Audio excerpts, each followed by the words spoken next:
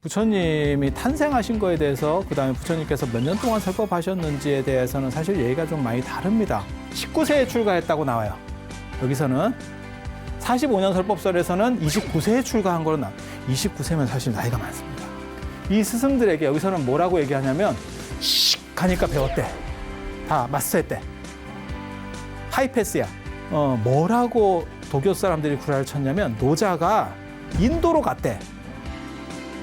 인도로 가서 변신을 해서 부처님이 됐대. 틀린 거를 몇천 년 동안 계속 유지하고 있었다는 건 뭐냐면 필연성이라는 게 있었던 거예요. 그리고 틀려도 틀렸다가 아니고 왜 저 사람들은 저런 식으로 할 수밖에 없었는가 그 스토리를 알아내는 게 중요해요. 그게 공부하는 사람의 자세입니다. 자, 혹시 명상에 관심 있으세요? 제가 얼마 전에 이렇게 정부 뭐 이렇게 하는 기관 쪽에서 뭐 이렇게 특강 같은 거를 좀 해주면 안 되느냐 그랬더니 그래서 제가 뭐 해드리면 좋을까요? 그랬더니 명상? 이렇게 얘기하더라고요. 그래서 제가 또 명상 전문가입니다. 제가 진짜예요. 제가 명상 또 제가 명상에 대한 책 쓰려고 오래전부터 준비하고 있었는데 제가 고등학교 때 명상에 대해서 책을 써놓은 게 있어요. 물론 출판은 안 됐어요. 그때 제가 이런 거 밥 먹고 할 일 없을 때 우리는 그런 식으로 보냈다 일생을. 참 희한하다. 학창 시절에 그렇게 보냈다. 나도 희한하다. 생활기록부에 돈 닦고 있음 이렇게 써 있어. 내 생활기록부에 진짜. 몰라. 진짜 농담이 아니고. 제가 고등학교 때 책을 한 1000권을 읽은 것 같다. 그런데 명상이라고 하는 게 어떤 인도 문화의 어떤 특징적인 것 중에 하나거든요. 그 얘기를 잠깐만 해드릴게요. 근데 명상이 두 종류가 있어요. 하나는 집중하는 명상이 있고 하나는 관법이라고 하는 게 있어요. 관법. 이 관입니다. 관조한다 이렇게. 그러니까 타자화시키는 거예요. 그러니까 연극으로 말하면 연극 배우들. 그러니까 즉자화시키는 게 있고 타자화시키는 게 즉자화는 몰입하는 거. 이렇게 딱 해가지고 내가 그 배역 자체에 완전히 몰입돼가지고 어떤 연기자들은 극이 끝나도 그 감정을 추스리지 못해서 한 5분 정도 이렇게 하는 배우도 있어요. 그게 맞는 배우일까요? 어때? 괜찮나? 그런데 진짜 잘하는 연기자는 큐사인이 들어오면 그렇게 몰입해서 하는 것처럼 하지만 속으로는 계속 자신을 바라보고 있는 내가 있는 거예요. 바라보고 있는 내가 있는 거예요. 그래야 이 사람이 연기 변신을 하고 그 다음에 한 단계씩 성장해 가요. 뭔 뜻인지 아시겠어요? 그래서 제가 그런 얘기 하는데 진짜 전문적으로 너무너무 연기를 잘하는 사람은 햄릿 같은 걸 연기할 때 죽느냐 사느냐 이것이 문제로다. 라고 막 엄청 몰입도를 있게 하지만 속으로는 무슨 생각을 하냐면 입금이 됐을까? 내가 이렇게 했을 때 얼마나 많은 사람들이 감동할까? 이렇게 질러야 되나? 이렇게 질러야 되나에 대해서 생각하고 있다니까. 그게 연기자예요. 그러니까 몰입하는 대상과 타자화시키는 나, 이게 관조예요. 이 제3의 나를 지켜보는 나가 있으면 이런 걸 관조한다라고 하는 거예요. 관조한다라는 거, 어디서 보는 거. 그게 더운 지방 명상법의 특징입니다. 더운 지방 명상은 두 가지 특징을 가져요. 하나는 관법. 그래서 윗바사나나 이런 것도 이렇게 멀리서 자신을 보는 거예요. 자신을 타자화시켜서 보는 거예요. 그렇게. 그 다음에 또 한 가지가 뭐냐면 덥기 때문에 몸에 열이 축적되면 안 돼요. 몸에 열이 축적되면 다운이 됩니다. 몸이 다 다운이 됩니다. 그런 거 있잖아요. 몸에 열 나면 병원 가면 어떻게 하죠? 옷 다 찢고 가위로다가 이게 이제 좀 뭐 이렇게 좀 타이트한 거 입고 있으면 가위로다가 그냥 막 찢어버립니다. 쫙 옷 찢어도 되겠습니까? 예, 쫙 찢고 그다음에 얼음에다가 집어넣어. 진짜 열부터 낮춰야 사람을 살릴 수 있기 때문에 열이 차면 방법이 없어요. 그래서 제가 전에 그런 게 있었는데 실제로 군대에서 감기에 걸렸어요. 감기에 걸려갖고 막 열이 나는데 그래가지고 그 의무대에 갔더니 어떻게 했냐면 팬티만 입고 자래. 열을 떨어뜨려야 된다고. 하루 자니까 잠을 못 자겠어요. 너무 추워서. 도저히 잠을 잘 수가 없는 환경이에요. 이게 너무 추워. 열을 떨어뜨리는 게 아니고 너무 떨어뜨리는 것 같아. 이게 지금 상황이. 성냥팔이 이 소녀의 이런 게 막 떠올라. 이게 성냥팔이 소녀가 얼어 죽으면서 이렇게 형량을 키면서 이렇게 환상을 보는데 막 계속 잠은 안 오고 그게 막 떠올라. 너무 추워서. 그래서 내가 그 다음날 얘기했어. 나 안 나섰는데 나 낯선 것 같다고. 감기가 문제가 아니고 추워서 살 수가 없어. 그래서 아니 온도라고 하는 게 아무튼 앞에 얘기로 돌아가면 그런 거예요. 그래서 체온을 낮추기 위해서 인간의 몸은 체온이 올라가면 다 다운됩니다. 기능이 다운되기 때문에 내쉬는 숨이 길어져요. 더운 쪽 있는 사람들의 특징이 내쉬는 숨이 길어져요. 그걸 장출식이라고 그래요. 출식은 내뱉는 숨. 그래서 깊이 내쉬게 되는, 길게 내쉬게 되는. 그래서 길게 내쉬는 거랑 관법은 같이 가는 거예요. 세트입니다. 저희 세트 메뉴입니다. 그래서 1+1으로 가는 거예요. 저희 더운 지방 명상의 특징입니다. 그래서 제가 뭐라고 그러냐면 지금 이제 남방불교 수행 이래가지고 뭐 윗바사나나 뭐 이런 것들이 유행하는데 제가 그거 잘 안 될 거라고 늘상 얘기하거든요. 물론 이게 이제 안티를 부르는 소리일 수도 있는데 그건 잘 안 돼라고 제가 얘기하는 이유가 뭐냐면 그건 더운 지역 수행이에요. 그래서 더운 지역의 체질에 맞는 사람은 그게 잘 돼요. 그런데 추운 쪽 체질에 적응돼 있는 사람은 되는 것 같지만 결국 어느 정도 이상 못 올라갑니다. 그래서 실제로 중국 불교사 나중에 이제 얘기할 때 그런 얘기가 또 나오겠지만 안세고가 소승 선관을 전례했다. 초기에 한나라 후한 말에 소승 안세고가 소승 선관을 전례했다는 게 그런 사념처 같은 거예요. 대념처경, 안반수의경 같은 거예요. 그러니까 수식관 같은 거 하고 관법이에요. 그런데 그게 중국에서 하나도 안 먹혀요. 이유가 뭐냐면 더운 지역 수행법은 추운 쪽에 잘 안 먹힙니다. 안 먹힙니다. 체질이 달라서 그래요. 기후 환경이 다르고 우리는 다 거기에 적응돼 있잖아요. 우리가 조상제대로 이 땅에 살면서 여기에 적응돼 있는 거잖아요. 그래서 그렇잖아요. 티베트 사람은 고산증이 안 걸리는데 우리 올라가면 꼬꾸라지는 게 그게 거기에 걔네는 적응이 돼 있고 우리는 적응이 안 돼 있다가 욱 하는 바람에 쿡 하는 거죠. 이해가 되시죠? 그래서 추운 지역에서 그런 게 잘 안 먹혀요. 그래서 소승 선관이 전례했지만 실제로는 그것은 안 됐었고 그 뒤에 수백 년이 흐른 뒤에 수나라 때가 돼서야 천체종이라고 하는 천체종도 선종 계열입니다. 그래서 소지관, 마하지관이라고 하는 관법이 나오고 그건 저 관법하고는 약간 달라요. 더운 지역 관법하고는 약간 달라요. 그 나오고 그 다음에 당나라 중기쯤이 되면 이게 이제 육조 해능스님에서 지금 조계종 같은 이런 선종, 남종선이라는 게 만들어지면서 확 수행 문화가 바뀌는 거예요. 그러니까 그 전에는 교학 중심이었고 수행 문화가 왜 안 되느냐? 수행이 전례를 했는데 문제는 체질이 안 맞으니까 이게 잘 안 되는 거예요. 뭔 뜻인지 아시겠어요?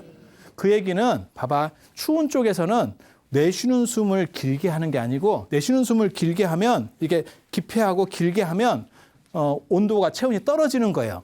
열을 발산시키는 거예요. 그 얘기는 뭐냐면 추운 지역은 들이쉬는 숨 중심이라는 거예요. 단전호흡 같은 걸 생각해 보시면 알 수 있어요. 그게 들이쉬는 숨 중심이에요. 그리고 정신을 관조하는 게 아니고 집중하는 걸 중심으로 합니다. 그래서 화두 같은 데 집중하라. 고양이가 쥐를 잡듯이 이렇게 집중해라. 라고 하는 식으로 바뀌는 거예요. 그래서 두 명상 문화가 완전히 달라요. 그러니까 똑같은 선이라는 글자를 써도 인도 선하고 중국 선하고는 완전히 다릅니다. 그래서 도노라는 개념은 사실은 중국적인, 동아시아적인 사유에서만 나오는 거예요. 인도는 전부 차제적인 겁니다. 차제적인 거. 제가 얘기하는 것은 무엇이 옳다를 얘기하는 게 아니에요. 어떻게 다르다를 얘기하는 거예요. 그리고 우리에게는 무엇이 맞다를 얘기할 수 있어. 옳다가 아니고 맞다를 얘기할 수 있어. 이게 조금씩 단어가 다른데 큰 차이입니다. 그래서 관조를 하면 이게 저희 관법 중심으로 하면 어떻게 되는 거냐면 이게 초월 명상으로 갑니다. 초월 명상. 그래서 초월 명상은 뭐냐면 내면으로 깊이 들어가서 외부의 감각이 다 차단돼 버려요. 그래서 밖에서 어떤 일이 일어나는지 모릅니다. 그래서 실제로 부처님 경전, 초기 경전에 보면 뭐라고 나오냐면 어떤 사람이 와서 부처님한테 얘기해. 어떤 수행자가 와서 우리 선생님이 얼마나 대단하신 줄 아닙니까? 이렇게 약을 팔아. 그 부처님이 아니고 자기 선생님. 다른 종교의 사람이에요. 이 사람이 수행자야. 그래서 얼마나 대단하신 줄 압니까? 우리 선생님께서 나무 밑에서 명상을 하고 계셨는데 왜 인도에는 나무 밑에서 명상을 할까요? 그렇지. 가르친 보람이 있어. 그렇게 가는 거예요. 이거 쉬운 거예요. 문화로 이해하면 굉장히 쉬워요. 추우면 나무 밑에 있겠어요? 햇빛 쬐고 있겠지? 그래, 유럽 사람들 그 일광욕에 미치는 게, 걔네는 일조량이 적으니까. 그럼 아프리카 사람이 일광욕 하겠어요? 그러니까 문화가 다른 거죠. 그런 식의 이러한, 서로 기후 환경이 다르고 문화가 다른 사람이 같은 사고를 한다고 생각하시면 천만의 말씀입니다. 사고 방식도 당연히 달라질 수밖에 없어요. 체형을 봐봐. 아프리카 사람들은 팔다리가 길게 돼 있어요. 그들이 약간 이렇게 좀 저개발 국가이기 때문에 영양 상태가 불균형해도 우리보다 체형이 훨씬 좋습니다. 그래서 운동선수나 이런 걸 보면 아프리카 사람들이 육상선수, 축구선수, 아프리카 사람들 제법 있죠. 그런데 흑인 계열이 아무튼 육상이나 이런 데서 신체 조건이 좋아요. 착착착. 이유가 뭘까요? 손발이 길어야 열 손실을 밖으로 열을 잘 빼낼 수 있기 때문에 피가 돌면서 이렇게 밖으로 열이 많이 배출돼요. 그래서 손발이 길게 나오는 거예요. 여러분들은 전체가 다 짧잖아. 왠지 아세요? 추운 지역에 살면 손발이 길면 연손실이 많고 그러면 저체온으로 사람이 넘어갑니다. 그러니까 열이 많이 차도 문제고 열이 뺏겨도 문제인 거예요. 우리가 어느 정도는 우리가 내면에서 조절할 수 있어요. 내부에서 우리 신체 기능들이 조절할 수 있어요. 하지만 너무 이렇게 크게 되면 그러면 끝나는 거죠. 아니 그렇잖아요. 그래서 우리는 여러분들 체질이 제가 그렇게 얘기하거든요. 우리가 약간 거북이 체형이거든요. 그래서 몸통이 길고 그게 채식을 중심으로 해서 그래요. 채식을 하면 소화기관이 길게 돼 있어요. 이게 빨리 소화가 안 되니까 이게 위장기관이 길어요. 이게 내장기관이 길어요. 거기에다가 손발이 길 수 없는 이유는 추운 쪽에 살았기 때문에. 그래서 완전히 거북이같이 되는 거예요. 이렇게. 좀 잘고 그다음에 짧고 길고 이렇게 되는 거예요. 그리고 육식을 하게 되면 육식 중심이 되면 내장기관이 상대적으로 짧습니다. 소화를 빨리 시키기 때문에. 그래서 몸통은 좀 작고 그다음에 더운 지역에 살면 손발이 길어지는 거예요. 그런데 뭐가 문제냐면 팔등신 이런 식의 미인이다 안 그러면 그게 좋은 체형이다라고 하는 그 판단이 문제인 거예요. 그건 잘못이에요. 이거는 기후 환경에 따라서 각기 달리 적응한 거예요. 그러니까 최적화된 거지 무엇이 우월한 게 아니에요. 그러니까 마치 자꾸 우리가 서구화되면서 무슨 일이 벌어지냐면 전에 그런 것도 유행했었어요. 몇 년 전에 180 이하는 루저다. 그런 얘기 들어보셨잖아요. 근데 그거는 굉장히 잘못된 얘기예요. 그거는 사람마다 다른 거예요. 그리고 실제로 미감이라고 하는 게 지금은 우리가 너무 서구 쪽에 경도돼 있기 때문에 그들의 미감을 받아들여서 우리를 비하시키는 거지. 동아시아가 한참 잘 나갈 때는요. 동아시아적 미감이라는 게 있다니까요. 마찬가지예요. 그래서 그런 것들은 비교 대상이 아니에요. 단 잘못된 판단 기준을 가졌을 때는 문제가 생기는 거예요. 그래서 여러분들 같이 5등신이라도 저는 별 문제가 없다고 봐요. 5등신이 뭐 어때서 그래? 그 5등신을 반영하는 아주 기가 막힌 게 불교에 있어요. 부처님이에요. 불상, 조선시대 불상 봐봐. 일어나면 5등신입니다. 왜? 우리 사람들이 그 당시에 그랬던 거예요. 그걸 반영하는 거예요. 왜? 우리 모습을 반영해서 부처님한테 투영시키고 우리 중에서 가장 이상적인 모습을 거기다가 이렇게 반영시켜서 불상을 만들거든요. 그래서 불상이 어떻게 생겼는지를 알면 그 당시 사람들이 어떤 미감을 가졌는지를 알 수 있어요. 이해가 됩니까? 그렇게 되는 거예요. 그래서 이거는 우열의 문제가 아니에요. 명상도 마찬가지예요. 이게 우열의 문제가 아니에요. 어디가 최적화되어 있는가라고 하는 최적화의 문제인 거예요.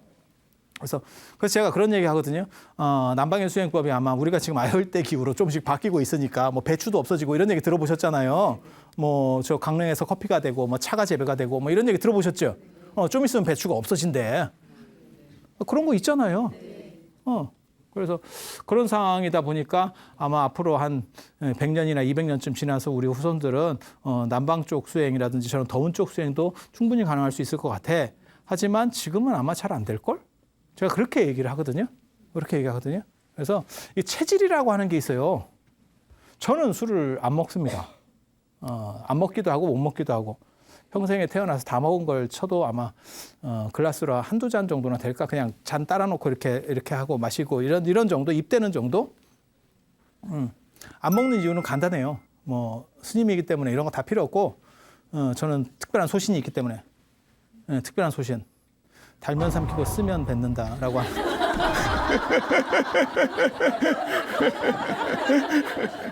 이유는 그거 하나예요. 이유는 그거 하나예요. 굉장한 소신 아니에요? 원래 종교인은 신념으로 사는 거예요. 수천한 신념이 있어요. 그렇게 해서 이게 명상 문화라고 하는 게 두 집단이 추운 기후 쪽 명상하고 더운 지역 쪽 명상이 달라요. 달라요. 그리고 더운 지역 기후 쪽 명상은 초월 명상이에요. 아까 얘기한 대로 돌아가서 봐봐.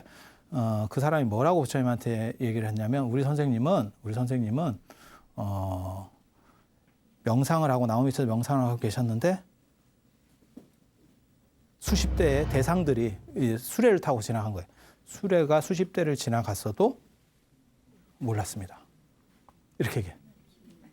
왜냐면 너무 깊은 명상을 했기 때문에 막 시끄러운데도 아무 그게 없었던 거야. 그랬더니 부처님께서 뭐라고 말씀하셨냐면 그래? 이러면서 내 얘기를 한번 들어볼래? 내가 접대 명상할 때 있잖아. 그때 나는 몰랐는데 깨어나 보니까 벼락이 떨어져가지고 내 옆에 벼락이 떨어져서 이게 풀어놨던 소들 유목민이 풀어놓은 거예요. 근데 이제 이게 초지에다가 이렇게 풀어놨던 소들이 몇 마리 죽고 막 이랬더라고. 눈 떴더니 이렇게 얘기하니까 아유 선생님 이렇게 했다는 거예요. 그러니까 벼락 소리하고 수레 소리는 레벨이 다르잖아요. 예, 그렇지 않아요? 벼락 소리가 훨씬 크겠지. 그래서 그런 걸 생각하시면 돼요. 이게 지금 초월 명상이에요.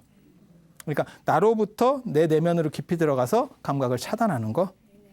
이런 쪽이 더운 쪽 명상들이에요. 더운 쪽 명상이에요.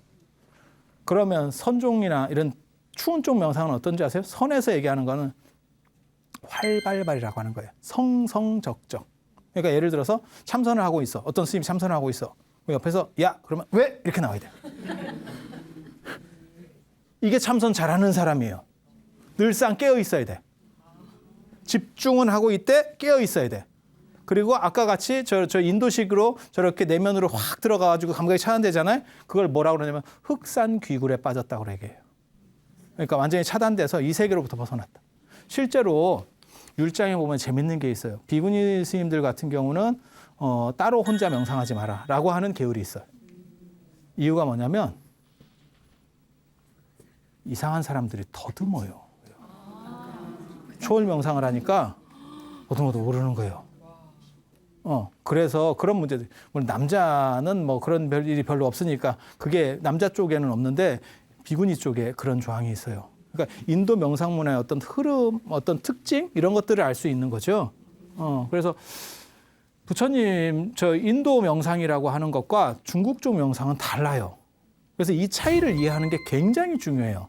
굉장히 중요해요. 나중에 선종 얘기할 때 또 얘기가 또 나올 겁니다. 그리고 인도 명상에는 다 신통이라고 하는 개념이 존재하고요. 중국 명상에는 신통이 없어요. 그건 세계관 문제 때문에 그래요. 그런 얘기들도 나중에 해드릴 거예요. 이 관법을 통해서 중도로 깨달음을 얻으세요. 뭐 출가하고 수행하고 뭐 이런 얘기는 다 자체하고 그건 부처님 생애랑 관련된 얘기에서 들으시면 되고 중도로 깨달음을 얻으세요. 연기 중도라고 하는 게 부처님의 깨달음입니다. 연기는 관계성이라고 하는 거고 그 설명들을 이제 드릴 거예요. 모든 것은 관계로다가 규정지어진다. 관계로 규정지어진다. 사대설이라고 들어보셨어요 혹시? 지, 수, 화, 풍. 지, 수, 화, 풍. 지, 땅.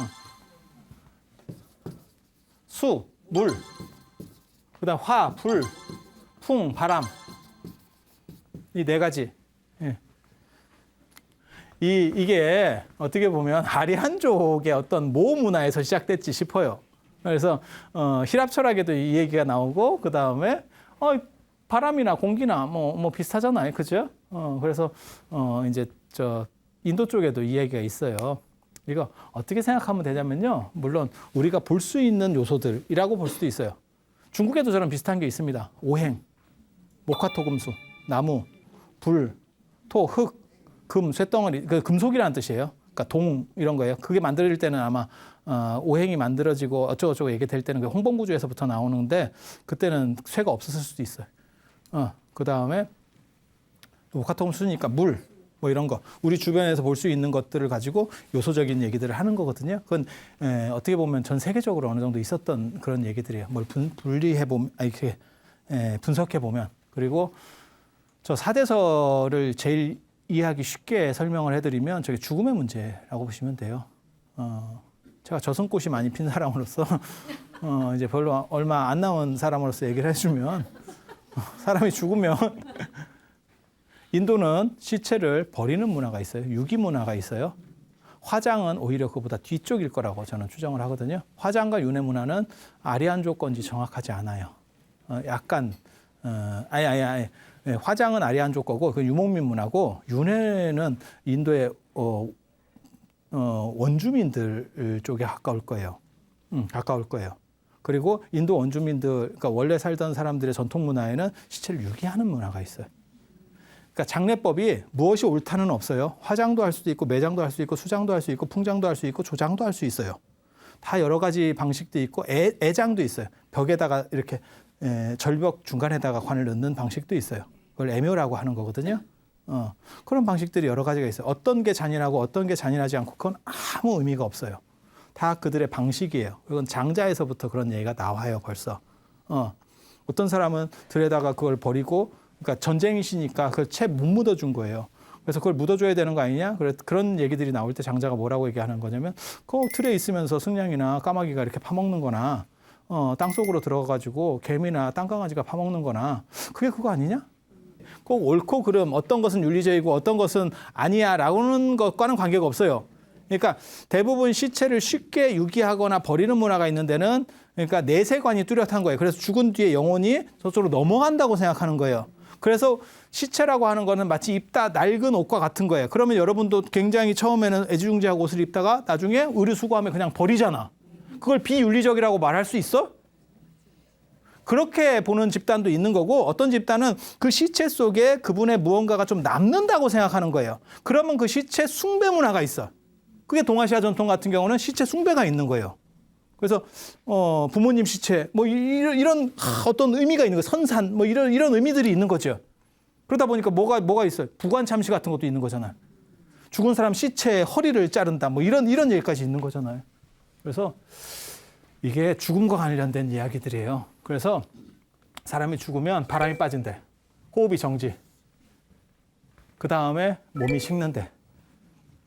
그 다음에 물이 생긴대. 그 물을 염이라 그래요. 그래서 그 물도 염이락하고 물을 막는 것도 염이라 그래요.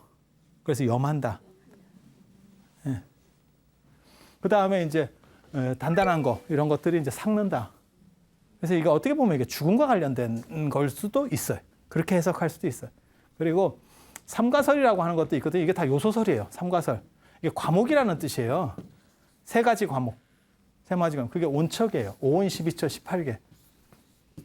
5온 12. 그러니까 요소로서 세상을 보는 거예요. 그냥 간략하게 말씀드릴게. 이게 쉽게. 12처라고 하는 건 뭐냐면 감각기관. 안, 눈, 이, 귀, 비, 코. 그 다음에 설, 혀, 신, 몸. 그 다음에 뜻, 정신. 그리고 여기에 대응하는 게 눈으로는 빛을 보고 색을 보고 그 다음에 귀로는 소리를 듣고 코로는 냄새를 맡고 혀로는 맛을 보고 몸으로는 촉감을 느끼고 뜻으로는 생각을 하는 거죠. 이게 뭐 법이라고 하는 건데 뜻만 움직일 수 있는 게 있대요. 뜻만 움직일 수 있는 게 생각만 움직일 수 있는 거 뭐가 있을까요? 외부 반응 없이 생각만 움직일 수 있는 것도 있을까? 그러니까 빛을 보면 이게 흰색이네. 이거는 외부 반응과 관련된 거고 그냥 머리만 돌아가는 거. 그건 뭐가 있을까? 기억, 회상, 추상, 상상, 공상. 그다음에 뭐 미래에 대해서 이렇게 추론해 보는 거. 이런 거 머리만 갖고 돌아가죠. 거기서 이 법이라고 하는 건 사실은 그걸 얘기하는 거예요. 이 법이라는 글자가 굉장히 어렵습니다. 근데 그거 다 필요 없어요. 여러분들은 그렇게 복잡한 거 안 하셔도 됩니다. 그래서 이 두 가지를 얘기하는 감각기관에 대한 이야기, 이런 게 12처예요. 이게 12개라고 그래요. 12처. 그다음에 그것들 사이에서 어떤 느낌이 생기는 거, 그거를 하나씩 중간에 추가를 하면 18개가 되는 거예요. 그러니까 어떤 요소를 통해 가지고 나를 분절시켜 가는 거예요. 그러니까 관법을 통해서 나의 의식들을 이렇게 끊어가는 거예요. 모든 것은 사슬처럼 연결돼 있대. 이게 굉장히 중요해요. 새끼줄처럼 연결돼 있는 게 아니고 사슬처럼 연결돼 있는 거예요. 세상이라고 하는 거는, 내가 느끼는 모든 것들은 사슬처럼 연결돼 있다는 거하고 새끼줄하고 뭐가 다른지 아세요? 새끼줄은 한 몸입니다.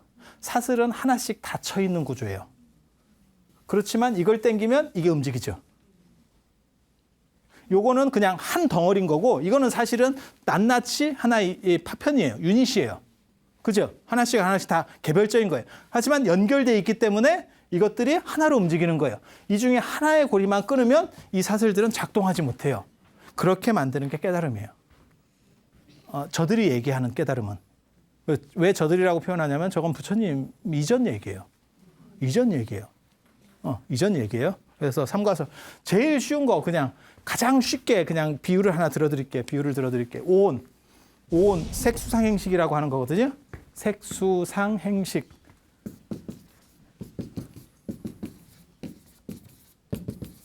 굉장히 재밌다고요. 이런 얘기들이 약간 철학적인 얘기인데 굉장히 재밌어요. 색이라는 게 뭐냐면 물질, 눈에 보이는 거, 이런 거예요. 자, 이거 봐봐. 흰색이지?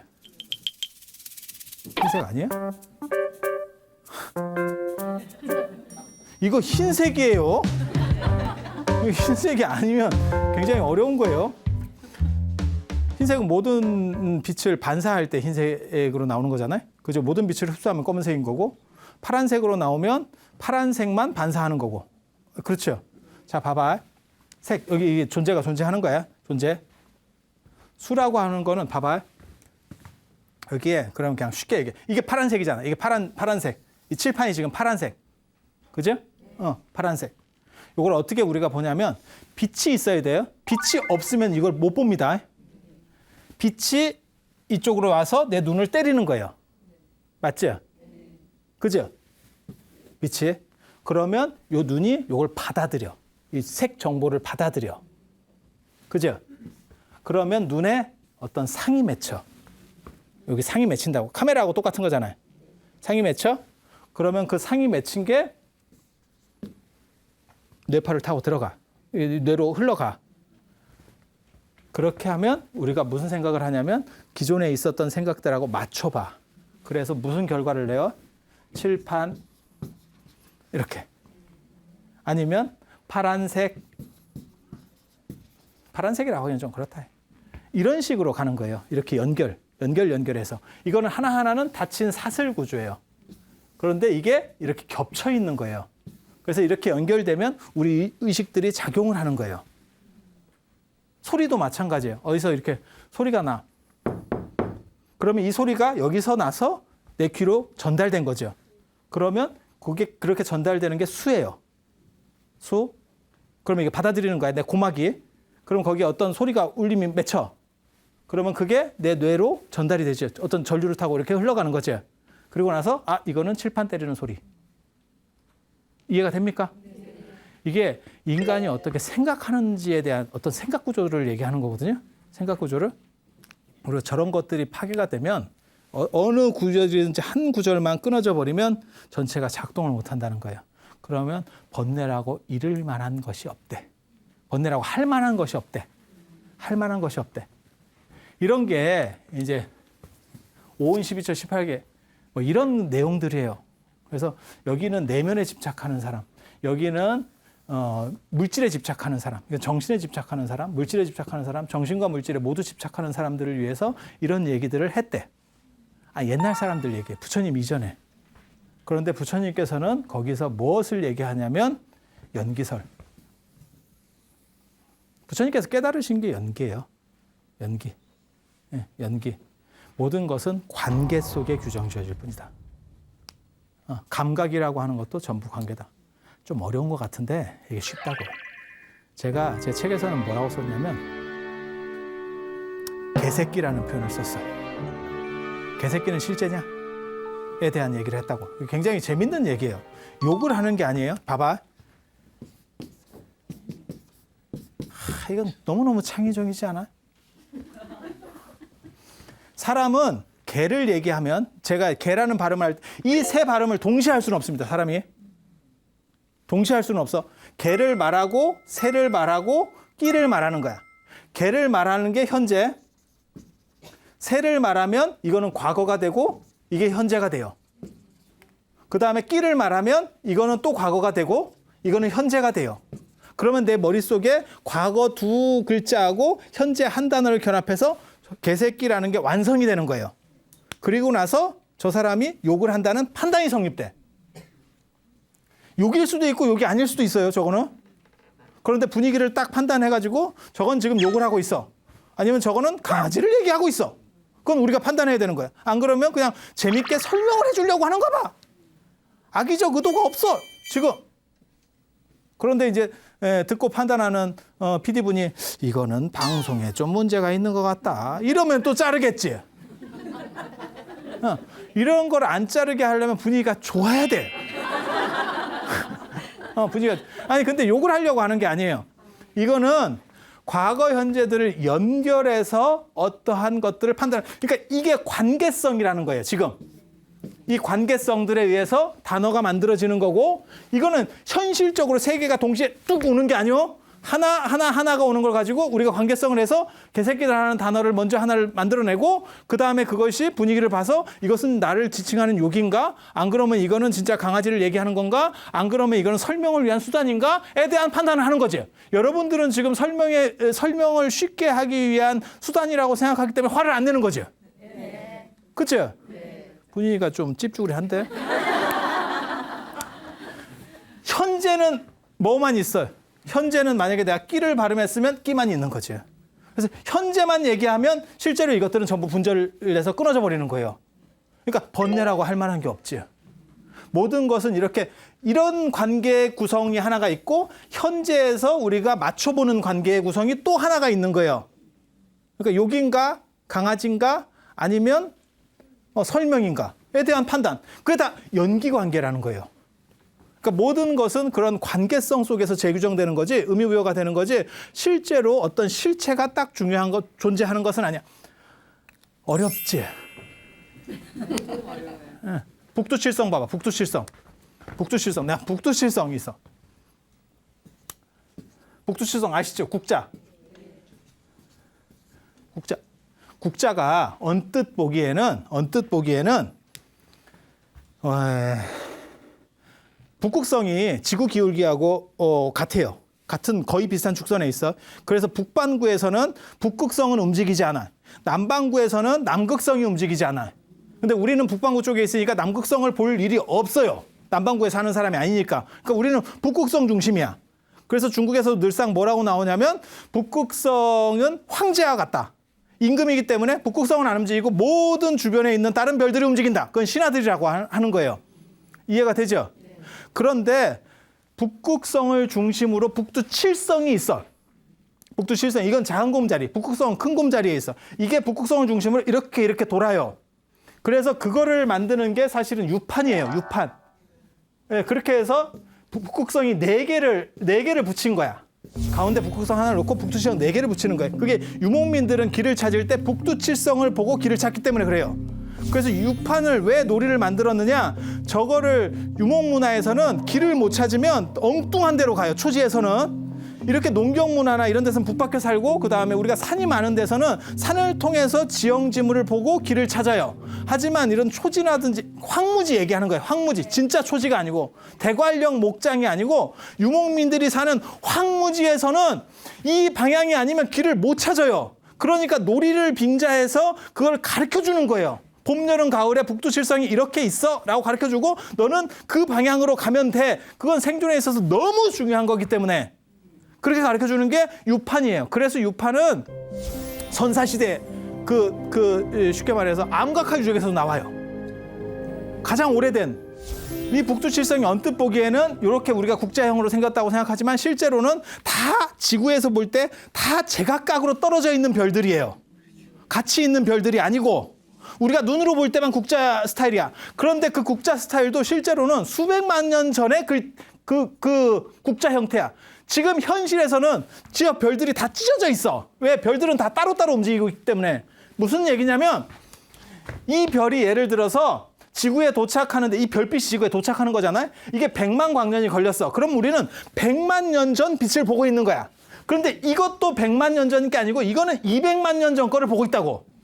왜? 별들이 다 위치가 그러니까 우리 눈에는 지금 평면으로 보이지만 실제로는 저건 다 입체거든.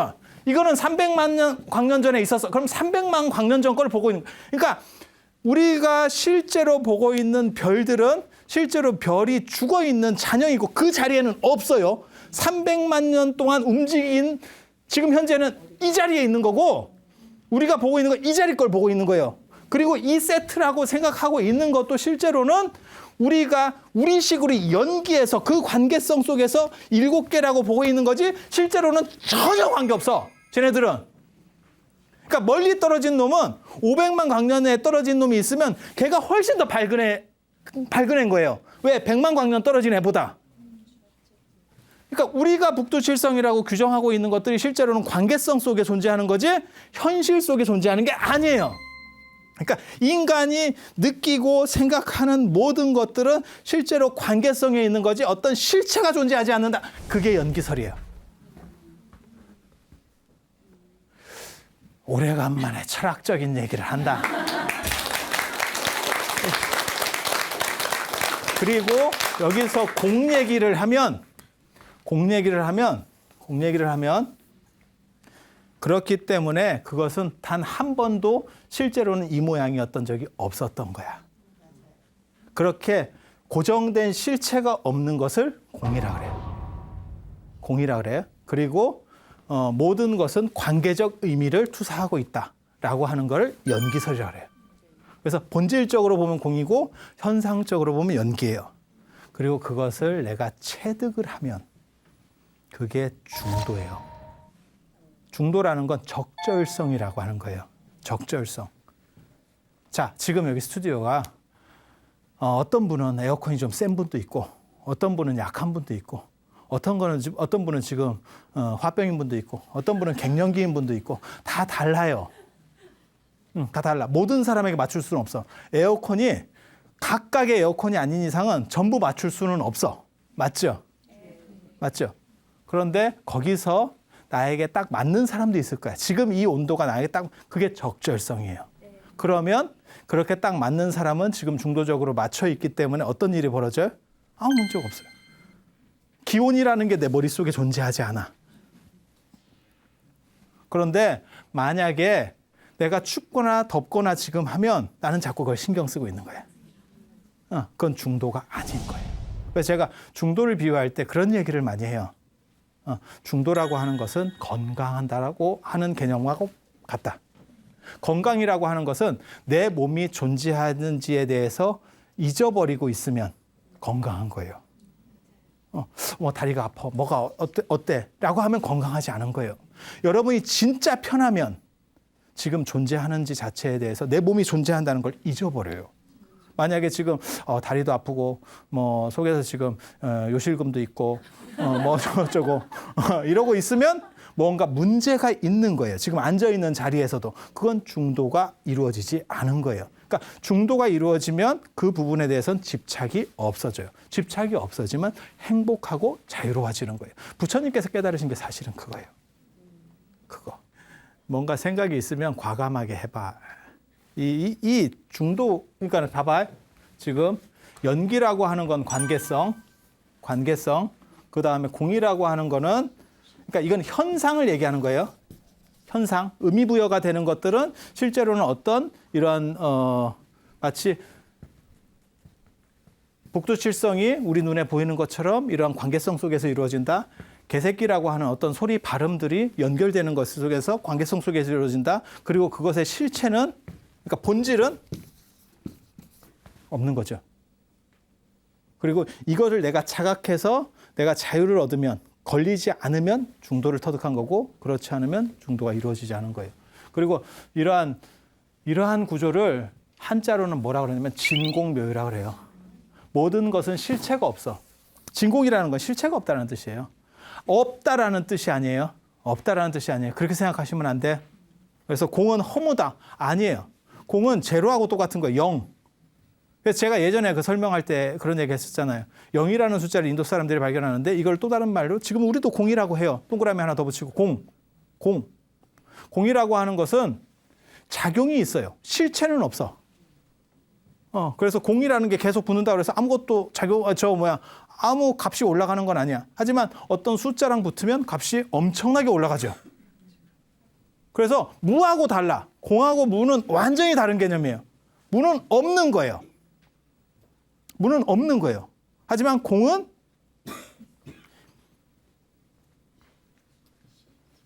실체가 없지 현상은 존재하는 거예요. 마치 꿈을 꾸는 사람에게 꿈은 공과 같은 거예요. 실체는 없지만 내가 느끼는 건 있어요. 이해가 됩니까? 네. 꿈을 깬 사람한테 그거는 없는 거예요. 하지만 꿈을 꾸는 사람한테 그건 있는 겁니다. 있는 겁니다. 연기라는 것도 마찬가지예요. 깨달은 사람에게 연기는 없는 겁니다. 하지만 깨닫지 못한 사람에게 연기는 존재하는 겁니다. 현상은 존재하는 겁니다. 그래서 이 세상은 진짜 공인데 묘하게 실존한다라고 얘기하는 거예요. 마치 꿈처럼. 그리고 이것을 자각하고 이 원리를 아는 중도적인 사람은 이것으로부터 벗어난다. 이 밖으로 벗어나는 게 아니에요. 안에 있으면서 벗어나 있다. 자유롭다. 라고 얘기하는 거고 저것을 모르는 사람은 언제나 휩쓸린다. 이렇게 되는 거예요. 이거는 진짜 철학적으로 얘기하면 코페르니쿠스적 전해처럼 발상의 전환인 거예요. 어떻게 저런 생각을 했을지 몰라요. 대단한 거예요. 이거 진짜 대단한 거예요. 여러분들 오늘 잘 오신 거예요. 이런 얘기 어디서 못 들어요. 누가 할 수 있어? 내가 할 수 있어. 이런 거 너무 비호감이지. 평생을 이렇게 살아왔어. 평생을 이렇게 살아왔어. 그래서 오늘 부처님 깨달음까지 해서 오늘 마치고 또 다음 시간에는 이제 불교의 윤회론이라든지 안 그러면 사상적인 얘기들 조금 더 해드릴 거예요. 그리고 나중에 부처님 돌아가시는 얘기 그런 얘기들을 해드리도록 하겠습니다. 그럼 오늘 이상 마치고 여러분 모두 행복하시고 그 다음에 언제나 자유롭기를 바람하지 않으면서 모두 마치도록 하겠습니다.